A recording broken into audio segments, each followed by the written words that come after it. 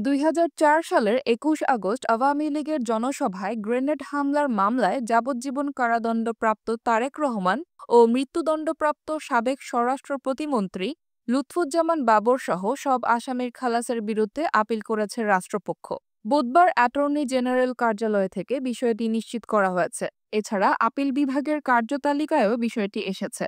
গত ১২ জানুয়ারি বহুল আলোচিত গ্রেনেড হামলার মামলায় তারেক রহমান ও সাবেক স্বরাষ্ট্র প্রতিমন্ত্রী লুৎফুজ্জামান বাবরসহ আসামিদের খালাস দেন হাইকোর্ট। বিচারিক আদালতের রায় বাতিল করে বিচারপতি এ.কে.এম আসাদুজ্জামান ও বিচারপতি সৈয়দ এনায়েত হোসেনের হাইকোর্ট বেঞ্চ এ রায় ঘোষণা করেন।